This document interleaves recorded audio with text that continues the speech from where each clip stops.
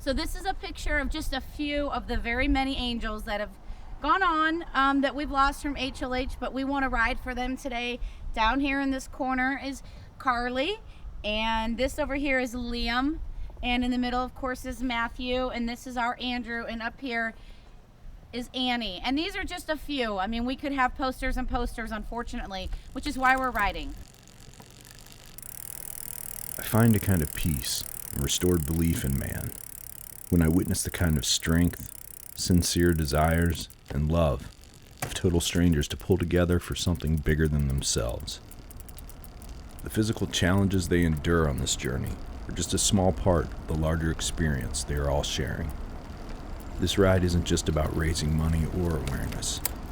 It's about inspiring people to feel empowered to do more, feel more, and just care more about those we share this planet with.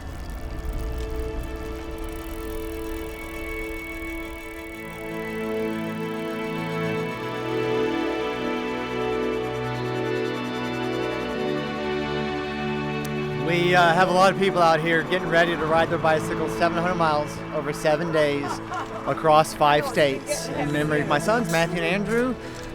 For all the children who are no longer with us because of HLH, the families and the children that are currently fighting this horrible immune disorder, and for those who will unfortunately get diagnosed in the future. We're out here trying to pay it forward and make a difference in this fight, and if we can just save one child, it'll all be worth it.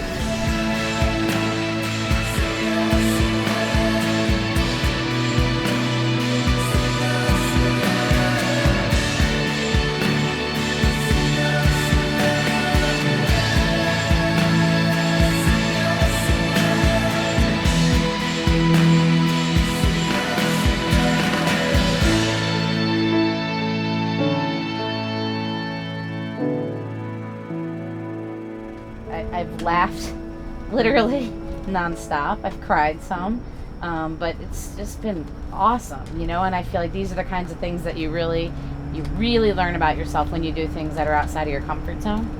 So you just don't know what you're made of until you really push yourself. So I'm thrilled that I came, and I'm so thankful for everybody's support and help every single step and mile of the way. And yeah, it's just really can't put it into words, actually. Blue sky, sun's just a little up. I'm excited. I'm excited. Good luck today.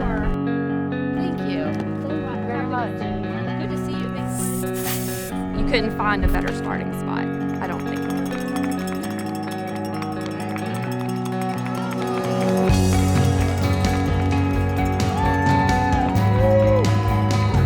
I am doing this because this is one of the coolest things that's probably ever gone on around the hospital, as far as a leisure activity that you can take your job outside of your job, do something a little more personal for the people that you work with every day. And they've inspired me, and I hope that this bike ride is inspiring others. So last September, my younger brother, who was 36 at the time, went into the hospital in New York City, and a week later was diagnosed with HLH, and we were transferred from New York City to Cincinnati about 6 weeks later. He went into the hospital at 192 pounds. When we got to Cincinnati, he weighed 121, so it took just a beat down on his body. I have the best brother in the whole world, really, and he just keeps on. I mean, I think he's more passionate about helping others that are experiencing this disease, and it's just become one of his passions of life. So I'll tell you, this morning on the first leg, I was thinking to myself, why am I doing this? This is not going to work.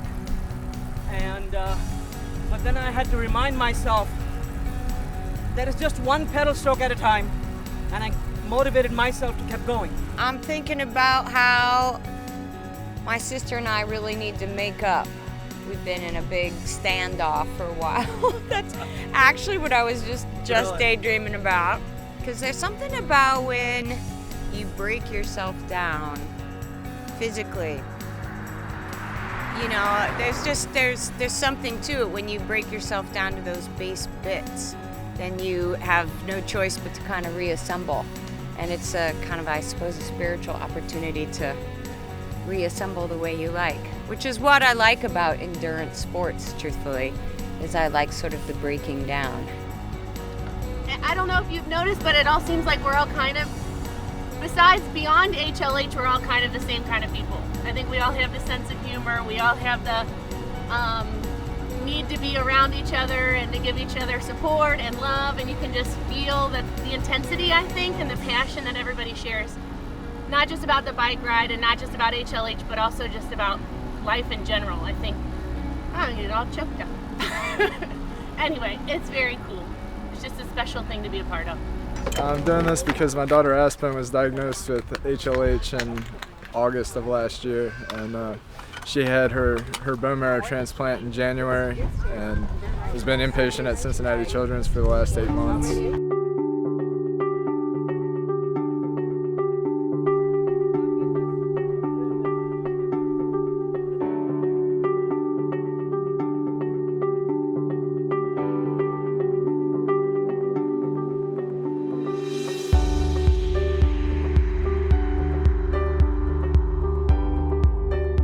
Just a lot of fun, Pretty damn touching. Everybody's got their story, you know, and everybody out here contributing what they can and being part of it. It's just very cool, very cool.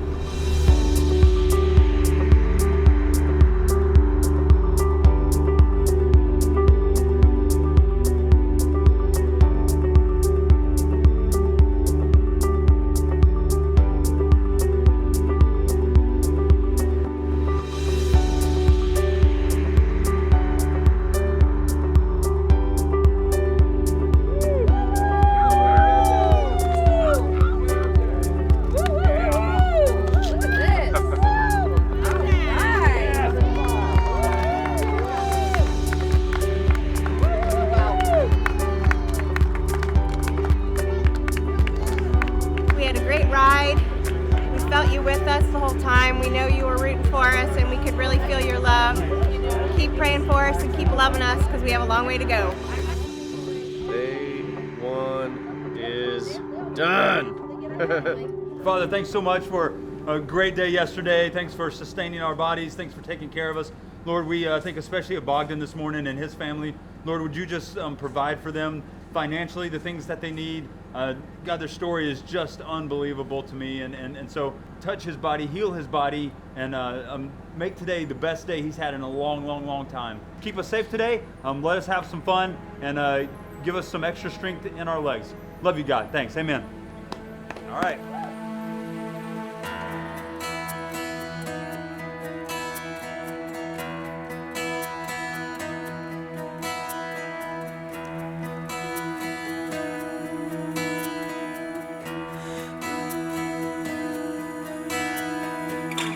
You know, my wife and I, we were a great team, and we were a great team before the boys got sick, and we still are today. And it's just made all the difference in the world. And you know, I think the divorce rate for parents who lose a child, I've heard, is around 98%. And I'm sure there is no number for parents who lose 2 children. You know, and a lot of people ask me, how are you still married? And I tell them, how can I not be? I saw the amazing job that Kristen did in taking care of these 2 wonderful sons of ours. And so I love her that much more because of what a great mother she is and was to them. There's no magic words to heal the pain, and there's no magic book or pill or time. I've said it a lot. I think figuring it out is like learning, just coming to understand that you now have a disability. And you learn how to deal with it. You learn how to manage it, which means you learn how to allow yourself the time to grieve when you need to grieve. But the reality is, I'm not the only person who's lost a child or a loved one, and I won't be. And so it doesn't give me permission to just hole up in a ball and like give up. And so, you know, I use my kids as my motivation. They never gave up. And so there are days, of course, we all have them, regardless of our situation, of feeling sorry. I think you have to just make sure you find the balance. Both of us obviously have some pretty big inspiration out here riding for our sons. They can always feel it right here on either side of me. And They're always with me. Their ashes are right here in this pendant. So they're with me wherever I go.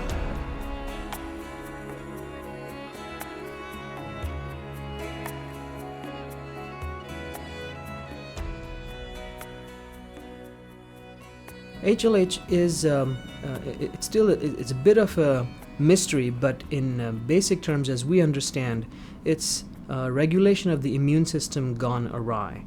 We have built-in controls of the immune system so that after it takes care of an infection, it has to turn itself down so that it does not cause collateral damage to our own organs and tissues.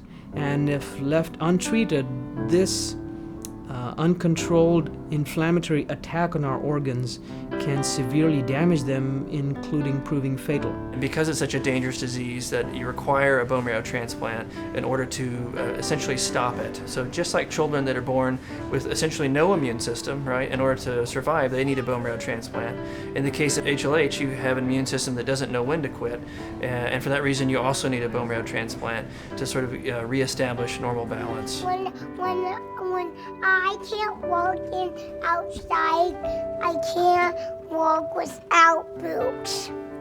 That's right, you need shoes outside, right? Yeah. Right. You know, up to this point, the treatment we have is pretty rotten in terms of what it does to the rest of our systems, our kidneys, our liver, our lungs, our heart. And it's a hard conversation to have with parents beforehand. You tell them, this is not meant to scare you, but it's going to scare you. We're going to be talking about some horrible side effects.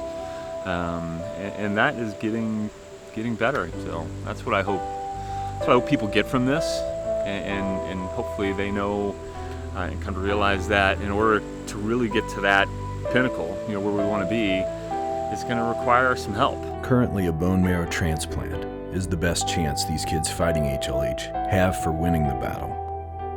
Finding a perfect match, though, is difficult and requires volunteers to be part of the bone marrow registry. Why'd you decide to become a donor? Like most people, I had a friend that diagnosed with leukemia at age 34. Her only hope was a transplant. A match was never found. She died about 8 months later. And then a year after that, I got the call as a perfect statistical match for a 16-year-old kid. All I knew about her was 16-year-old female, acute lymphoblastic leukemia patient. All she knew about me was 40-year-old male. That sounded horrible, and they were talking about me. So, wrote her a letter, wrote her parents a letter. They wrote back. The letters changed my life. I got perspective from a young girl that was facing the gravity of her life, and I'd been blessed to go through most of my life without a whole lot of heavy lifting. So,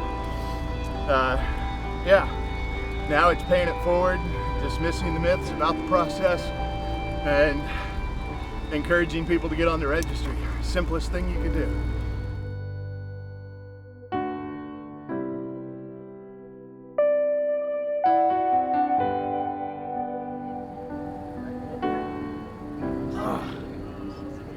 All right, have a good day at school tomorrow, okay? I will. All right, be good. I love you.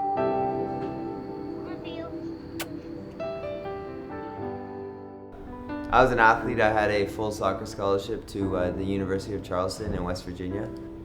And then my last semester of grade 12, in February of 2008, they thought I had the flu and stuff. Went into hospital, was put in isolation, and they took blood numbers and everything was just in the drain. I had no platelets, no nothing. They rushed him down to ICU and didn't know whether he'd make the day. I was finally diagnosed with HLH. So there's two paths. You can either go the bone marrow path or you can do the medication path. So obviously they try the medication path first. So it's the chemo, it's the steroids, that kind of stuff. And it would go away. And then as they start dropping down the medications again, it would just flare right back up. We were airlifted October 29th down to Cincinnati Children's Hospital, where we met our saint, Dr. Jordan, and all the staff at Cincinnati Children's. And then December 13th of 2008, I got my new cells put into me and started growing from there. And then 7 months later, so April, 6 or 7 months, so April, I finally got home. Can't do as much, but that's what life has given him, and he's taken that attitude and tried to spread the word about HLH, and you know, through all of his friends, through his band, through his trip across Canada and the U.S. last year, trying to raise awareness, visiting his donor in Sacramento, California. Strangers become family in an instance. A young man from Canada meets a young mother from Citrus Heights for the first time.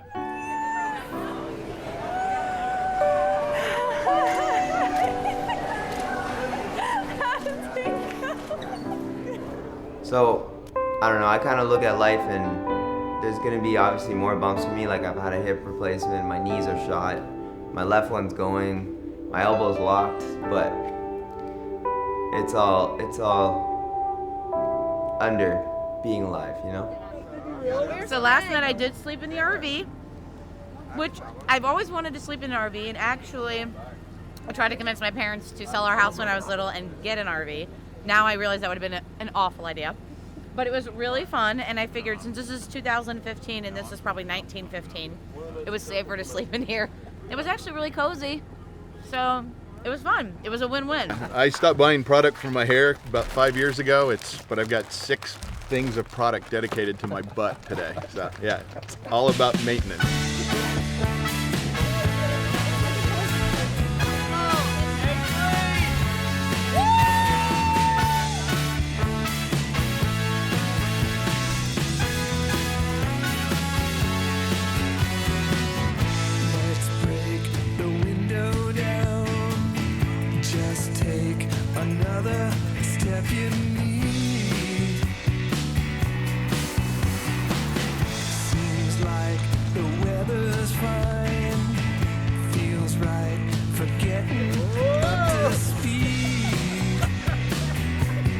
When you cross that line, only one thing to do. You can't hide sunshine. Isn't that good for you? As I've had time to just interact with this community over the last year, I feel people's desperation. I feel their hurt. I mean, I was there too. We were just there a year ago, just not knowing what to do. And so, you know, for me, it takes a small amount of time and energy to just think about them and remember them and pray for them. And I mean, this is a great place to do it. I got nothing else to do, right? Just pedal and pray. Only one thing to do. You can't hide sunshine. Isn't that good for you? When you cross that line, you can't hide sunshine. Oh yeah, yeah.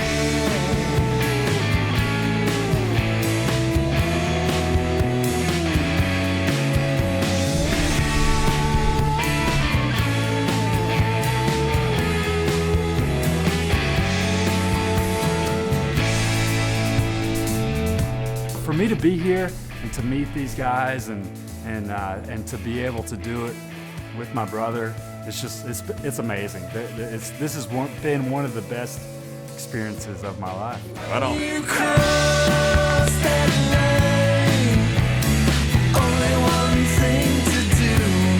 You can't hide sunshine. Isn't that good for you? When you cross that line. Can you see us? Mwah. Hi! Hi! All right, we love you. I was telling Justin Bye. actually in the RV yesterday, after receiving one of the text messages that was super inspiring. I think maybe it was a therapy session with Aspen. One of the therapists had sent it to me just to inspire us to keep going, and that she was doing great in the hospital while we were out riding our bikes. You always wish that there was something more that you could do, and I feel like throughout this whole ride that Justin and Kristen have absolutely given us the opportunity to take it a step farther, to take it away from your job and make it personal. And yeah, I feel empowered. People are inspiring. It's amazing to see what people can do when they all come together for a good cause. And I do feel like I'm making a difference. We're making a difference. Good morning from Florence, Alabama. We'll be riding 114 miles today. We have 6,638 feet of elevation gain. So we are going to be climbing a lot of hills today. And that's why we're dedicating today the toughest day so far of to the children that are no longer with us. Today I really thought a lot about why I was riding, and it made me feel really emotional. You know, I love my patients and families. You know, there's no such thing as not being attached to people or keeping detachment. I mean, there are professional boundaries that we keep, but you fall in love with them. You fall in love with the families, you fall in love with the patients. You're present for extremely intimate moments in their lives, and it's such an honor and a privilege to be there with them, but it's also really, really hard. I get to know them, you know, gradually over time, because bone marrow transplant's not a fast process. And some of our patients die, and it's excruciating for me to watch a family lose their child. I'm a mom too. You know, I think it's more what I don't say sometimes. Just being there with people, and there's times when I've been present for a death and hardly said much. And then when it's all over and I'm walking people to the door, they say, "Thank you so much for being with us." And I think to myself, I didn't do anything. It's hard to explain.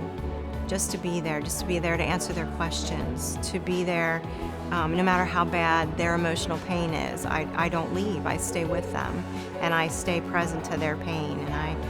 And I think that is it's such an honor and a privilege, and it's so hard, but it means so much to families to know that we are gonna walk with them all the way through, and to make those last moments that they have with their child as meaningful as we can. After seeing so many children suffer and go through so much in the hospital and still not make it, this is not just a job for me. This has become very personal now. If I want to make sure that we have the funds, we have the awareness for this disease, I have to contribute and participate in it as a direct participant and not just a bystander or a beneficiary by the efforts of the parents. So that is why I take this as a personal challenge and want to do as much as I can to improve the lives of these children and move this research forward. You know, the first day you asked me, what do you think about, you know, and it's on the first day, and it's like, oh, I'm thinking about work, you know, because that's where I was at the day before. And now you're, you know, 4 days in, now you start breaking down, right? And you start getting at the good stuff. So, yeah, I mean, you learn so much about yourself, and you just see things and other people and everything in new ways, and that's kind of the cool part. So, I mean, I do feel on the physical side, I feel like I trained. I'm happy I put in the hours. It's still, you know, that part is every bit the challenge. But the emotional stuff it's all good. That's a challenge too, but yeah, it's good.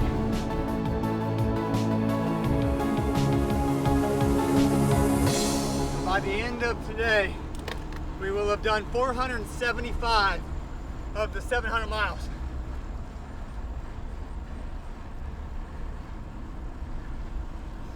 There aren't a whole lot of people in the world can say they've ridden a bicycle 475 miles over 4 days, 4 consecutive days. So I'm very proud of this group. They've really actually exceeded my expectations.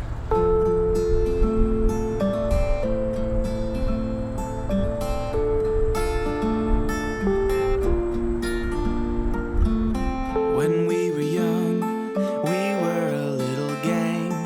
It felt so good.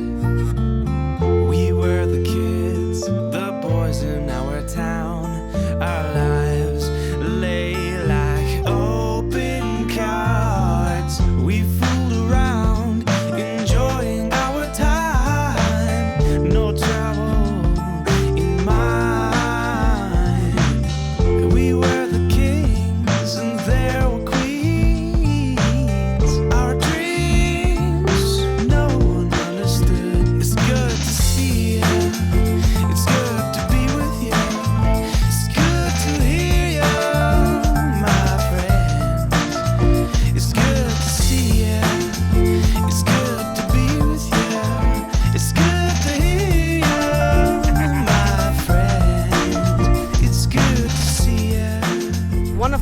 friends and colleagues who donated money to the ride, his one message was, surprise yourself.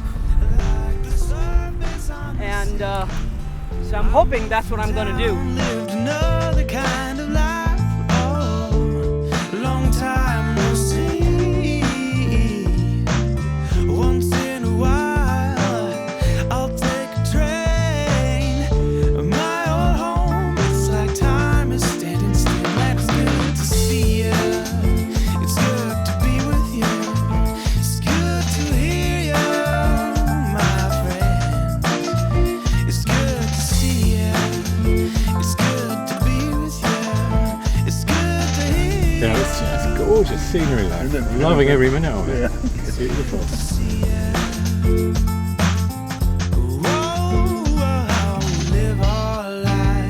I've known Justin and Kristen for a long time, and actually Justin and I were roommates at one point when we lived together in Dallas, and he's opened his home, and they've been wonderful, just tremendously great friends, and I felt like I wanted to pedal for a higher cause, for a bigger reason. This is recovery day. No, it's not fun. It's not a recovery day. It's 70 miles, no shade, and it's like this. So if you think that's recovery... What's it like again? It's good to see you. So good to see you. Beautiful weather. Those roads were a little scary. They were a little scary. You know? And some of those hills, you know, in this motorhome were a little tough. I'm sure on the bikes it was much easier. Good morning from Bardstown, Kentucky. Well, yesterday was supposed to be a recovery day. Was it a recovery day? No! Is Kentucky flat? No! There were a lot of hills out there yesterday. It was a long day on the road. So today we are riding the 91 miles all the way to Carrollton, Kentucky. Marianne Hegner, a chaplain from Cincinnati Children's Hospital, is going to tell us a little bit about the darling little girl that we're riding for today. Today we are riding for sweet little Sophia. She's 8 months old, and she joined us at Cincinnati Children's at 2.5 months old from her home in New Jersey to be treated for HLH by Dr. Jordan. And she's a sweet, sweet little girl that I had the pleasure of meeting last week when we blessed her boost. We gave her some more cells, and we are so happy to be riding for her today. Every pedal stroke is gonna be hope that her cells grow so that her immune system can come back and she can be fully healthy. So today we're riding for Sophia and all the little children that should be out riding their bicycles. We're riding for them. Once again, I want to thank Adrian Mills from Nova Immune and their sponsorship of helping make all of this happen. So here we go, another 91 miles today. Team 700 miles to hope. Let's go.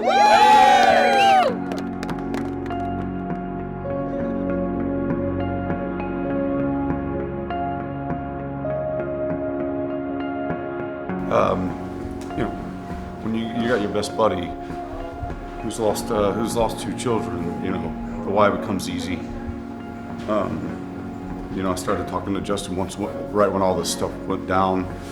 Didn't have any idea what HLH was, neither did he. And as everything started happening, and as you sit there and you're just listening and try to be there for your buddy, it was weird because it sounded like he was in physical pain. And come to find out, he probably was. If you lose 2 kids, it hurts all the way through. So that's why I do it, right? I mean, you got to try to be there for your friend. Anytime I talk about them, I use the term heroic because they're heroic folks. My wife and I quickly learned that helping others is what ultimately helped us. And so we started this foundation in their memory to help the families who would be following in our footsteps. And it was just, 3-4 months after Matthew passed away, and it was the 1-year anniversary of Andrew's death, that it was Labor Day weekend, and my wife and I on that Friday night got an email from a friend of ours who's an OB in St. Louis, and her son and Matthew were in the same preschool class. And this email said, A 15-year-old girl walked into my practice today, and she's 8.5 months pregnant, and she's hid the entire pregnancy from her mom, but she's decided that she wants to give her baby up for adoption. And I told her your story, and she wants to talk to you. And ultimately, it was the following Thursday when we got a phone call at 9 o'clock that night, and this 15-year-old girl's mom said, okay, my daughter and her boyfriend have chosen you to be the parents of their child. And oh, by the way, she's in labor right now. I definitely owe it all to Justin for keeping his heart open to adopting. I just didn't think I had anything left. I thought after they were gone, I was done. I wanted to be done, but I can't imagine my life without William now. We went back to that hospital and took William Clayton Akin home with us. And then my wife and I kept asking, where did you come from? How did we get you? We were obviously blessed in the most miraculous way with William, and so I realized now William is not mine. He doesn't belong to me. I have him as a gift to love and to guide and to nurture as long as God will allow me, and I'm hoping a long time. We really don't have anything. No one belongs to us. Nothing belongs to us, which is why it's so important to be a part of the bigger picture. I think, kind of what I've learned. So 640 miles are down, 60 to go. I think it's been a spiritual journey. It's been a physical challenge and an emotional journey. So I use the word journey because I think that it's not just a ride. It's not just 700 miles to hope, but it's a journey that you're on with these people, just to get through every day, every hour, every pedal stroke, every lunch, every story that is shared. Being away from my kids was hard, and I think, being around everybody and not just talking about kids, but also the struggles, you also want to realize that you don't want to take your own life for granted either.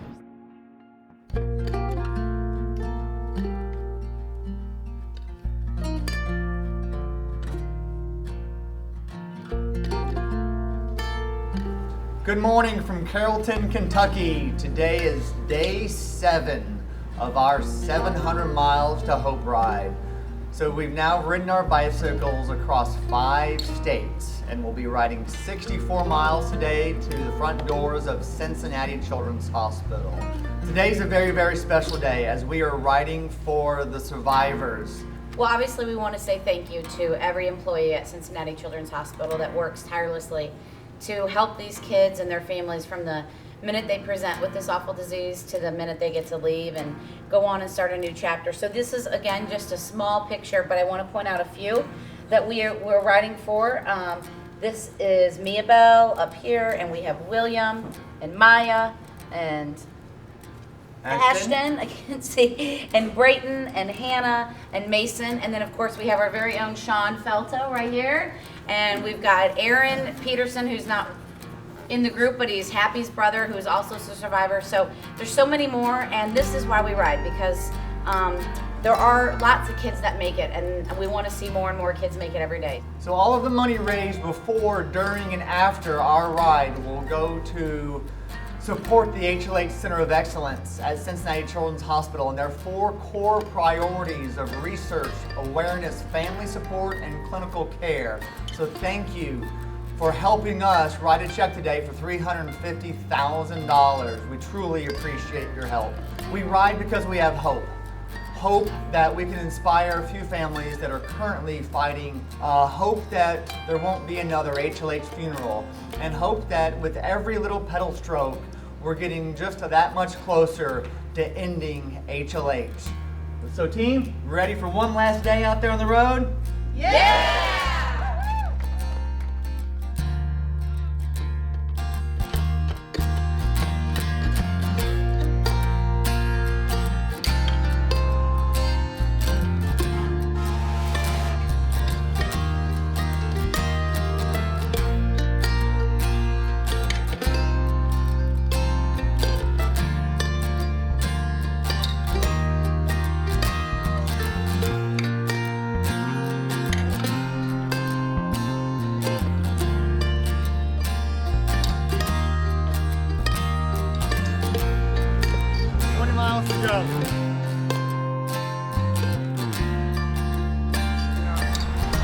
I'm really excited. Talked to her last night and everybody's doing good, so it's always reassuring. Yeah, it's nice to kind of get away from the hospital for a while and take a break. But I'll be glad to get back and see everybody. Bogdan, the little boy from Romania that we dedicated day 2 to, receiving the message yesterday from the hospital saying that Bogdan told his therapist that they're out there riding 100 miles from me today, so I want to do something for them. And they put these pedals at the end of Bogdan's bed, and he rode 100 pedal strokes forwards and 100 pedal strokes backwards yesterday. What does that do to your heart? The whole trip, it makes the whole trip worth it, right then and there. For him, to spur him to go extra in therapy that day, to get the strength back in his legs, it's an amazing feeling. It really is. And then we got a message last night, a picture of Aspen, little girl we dedicated day 1 to, and her dad Travis is out here riding with us. Aspen, in her therapy session yesterday, was riding this Thomas the Tank Engine that happens to be her favorite toy in the therapy rooms. Well, that was our son Matthew's Thomas the Tank Engine that we donated to the hospital after he passed away. And it was an amazing feeling. It's gonna be a beautiful thing. Can't wait to see all the great kids, all the people at Cincinnati Children's. It's gonna be an awesome day. Awesome day. Dream awake beneath the yellow sun.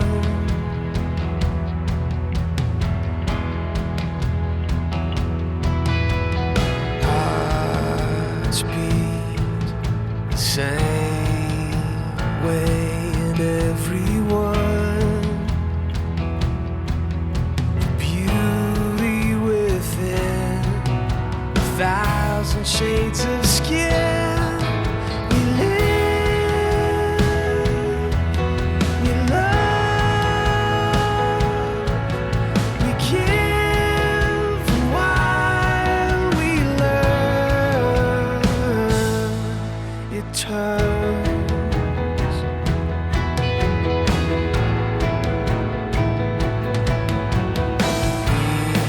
We are tribes of rain that make the sea.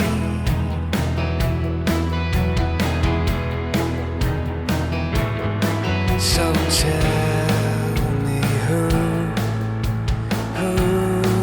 are you not to be?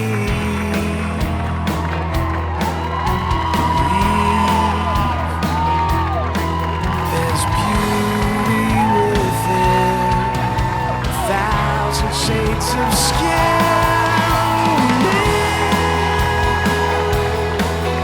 We love,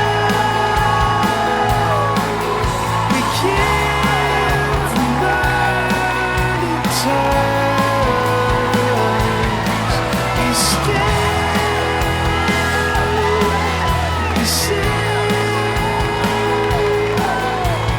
7 billion souls, one word.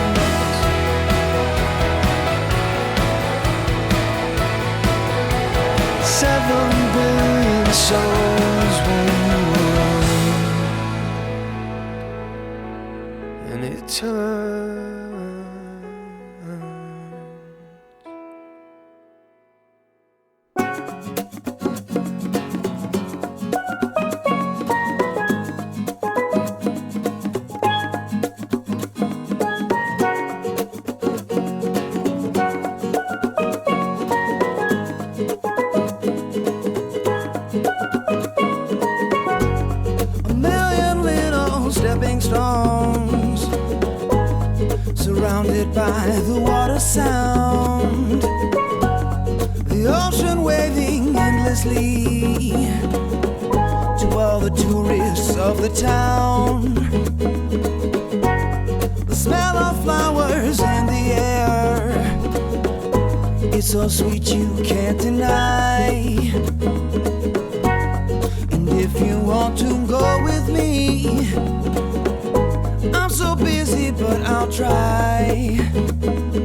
Looks like I can squeeze you in anytime, anywhere. Let me be the coolest summer wind blowing through your hair. Let's make a storybook, jump inside, live our lives. You're the only